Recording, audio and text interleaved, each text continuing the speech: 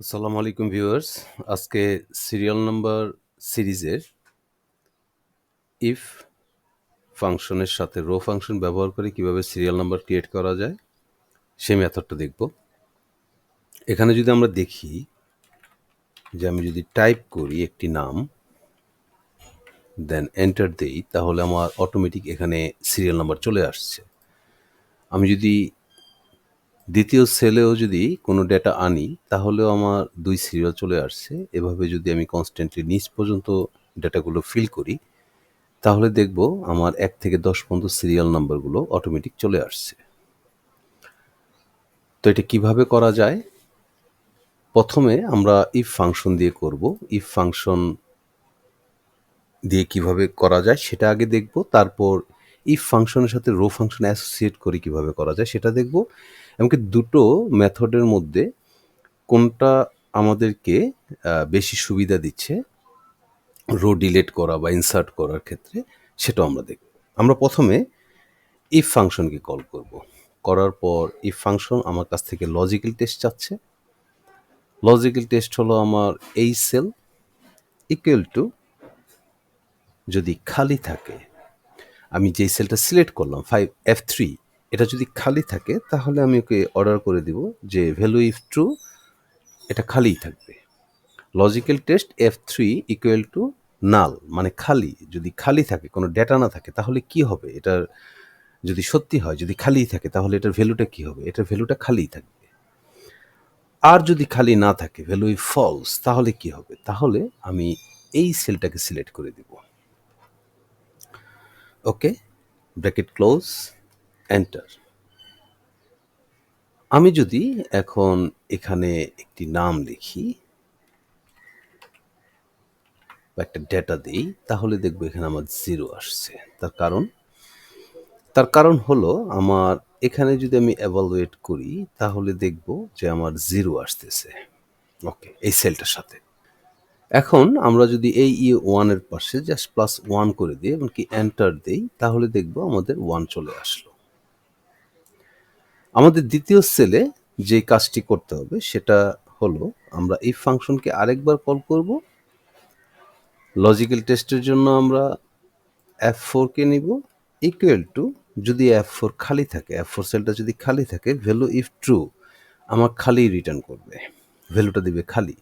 আর যদি value if false না কোনো ডাটা যদি থাকে, ভ্যালু ইফ ফলস যদি হয় তার মানে ডেটা আছে খালি নাই। যদি ডেটা থাকে তাহলে কি হবে? তাহলে আমরা এই উপরের সেলটাকে সিলেক্ট করব +1 করে দিব। দ্যাট মিনস উপরের সেলটা হলো 1 তার সাথে আমি আরও 1 যোগ করে দিলাম। আমি যদি এন্টার প্রেস করি দেন এই নিলয় থেকে যদি আমি একটু নিচে নামিয়ে আনি ফিল হ্যান্ডেল করে তাহলে দেখব আমরা মিনহাজ নামটি আসার সাথে সাথেই 2 চলে আসলো। আমি এটাকে ফিল হ্যান্ডেল করে যদি নিচে নামাই তাহলে দেখব যে আমার এই ঘরে E3 +1, এই ঘরে যদি আসি E4 +1, দেন E4 এ 2 আছে তার সাথে 1 যোগ হলো। আমি যদি তার নিচে আসি তাহলে E5, আমি ফিল হ্যান্ডেল করে নামটা নিচে নামাই অটোমেটিক চলে আসলো। এখন যদি আমি এখানে খেয়াল করি E3 +1, E3 হলো আমার এটা তার সাথে +1 দ্যাট মিনস 1 আর 1 2। আমি যদি এই সেলটাতে আসি তাহলে দেখব আমার ফর্মুলা বারে E4 +1, E4 এ আছে 2 তার সাথে 1 যোগ হলো 3। আমি যদি এর নিচের সেলটাতে আসি E6 এ সেখানে দেখব আমার ফর্মুলা বারে দেওয়া আছে যে E5 +1, E5 এ আছে 3 তার সাথে 1 যোগ হয়ে 4 চলে আসলো। ঠিক এভাবেই যখন আমরা ডেটাগুলো এখানে ফিল করব প্রত্যেকটা সেলে তখন অটোমেটিকলি আমার 1 থেকে 10 পর্যন্ত সিরিয়াল নাম্বার চলে আসবে। এখন ভিউয়ার্স আমরা দেখব যে এই ইফ ফাংশনের সাথেই আমরা এই পোরশনটা যেটা করেছিলাম এই পোরশনে আমরা রো ফাংশনটা ব্যবহার করব। যদি রো ফাংশন ব্যবহার করি তাহলে কি সুবিধা আসছে সেটা আমরা দেখতে যাচ্ছি। আমি প্রথমে ইফ ফাংশনকে কল করব, দেন লজিক্যাল টেস্ট এটা ইকুয়াল টু যদি খালি থাকে ডাবল কোট দ্যাট মিনস খালি কমা একে ভ্যালু ইফ ট্রু খালি রাখতে দিব কমা। তা না হলে আমরা রো ফাংশনকে কল করব ক্লোজ মাইনাস আবার রো ফাংশনকে কল করব।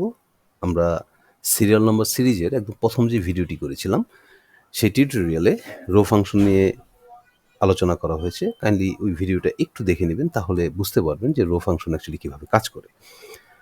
আমি এখন H2 সেলটা সিলেক্ট করে F4 দিয়ে অ্যাবসোলিউট করে দিব, ব্র্যাকেট ক্লোজ রো ফাংশনের, দেন ইফ ফাংশনের ব্র্যাকেট ক্লোজ, এন্টার।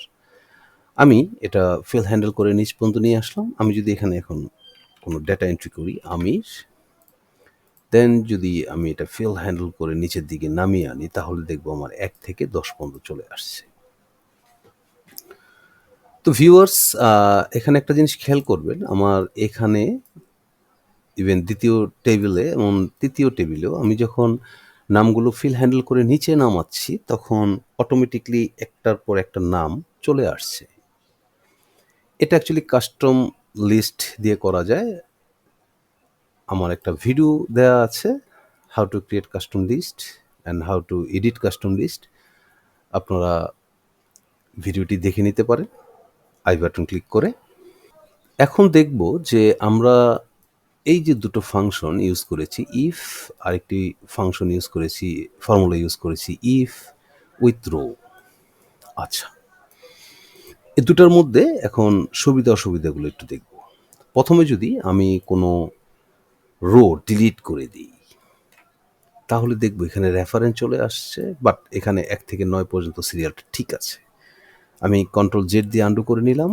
আমি যদি এখানে এখন একটা রো ইনসার্ট করতে চাই, তাহলে দেখব যে আমার এখানে যে ইফ ফাংশনে যেটা ছিল 1 2 3, দেন একটা ঘর গ্যাপ হয়ে 4 5 6 7 8 9 10, দ্যাট মিনস এখানে একটা ঘরে আমার অতিরিক্ত ঘর অ্যাড হয়ে গেল, যেটাকে বাদ দিয়ে 4 শুরু হয়েছে। বাট এখানে যদি দেখি ইফ আর রো ফাংশন, সেখানে দেখব 1 2 3, দেন 4 এর জন্য একটা গ্যাপ আছে, 5 থেকে আবার শুরু হলো। তো আমি যদি 3 থেকে যদি আমি নিচে নামি, তাহলে এখানে কি হলো যে E5 প্লাস 1, তার মানে 3 এর সাথে 1 যোগ হলো, এখানে নামলো। আমি তশরিফ থেকে যদি একটু ফিল হ্যান্ডেল করে নিচে নামাই, তাহলে দেখবো 4 দুবার চলে আসছে। দ্যাট মিনস আমার এখান থেকে আবার ফিল হ্যান্ডেল করে নিচে নামালে আমার সিরিয়াল নাম্বারটা ঠিক হচ্ছে। তবে এখানে যেটা হচ্ছে, সেটা যদি আমি ফিল হ্যান্ডেল করে একটু নিচে নামাই, ইভেন এই তোহা থেকে যদি আমি একটু ফিল হ্যান্ডেল করে নিচে আরেকটি নেম নিয়ে আসি, তাহলে দেখবো এখানে 4 চলে আসছে। মানে আমার সিরিয়াল নাম্বারে কোনো ব্যাঘাত ঘটলো না। তো ভিউয়ার্স, আশা করি আপনাদের কাছে ইফ ফাংশন, ইভেন ইফ ফাংশনের সাথে রো ফাংশন অ্যাসোসিয়েট করে কিভাবে সিরিয়াল নাম্বার ক্রিয়েট করা যায়, ইভেন এর অসুবিধা এবং সুবিধাগুলো কি কি, এটা আপনারা বুঝতে পেরেছেন। তো আজকের মতো এতটুকুই। ভালো থাকবেন, সুস্থ থাকবেন।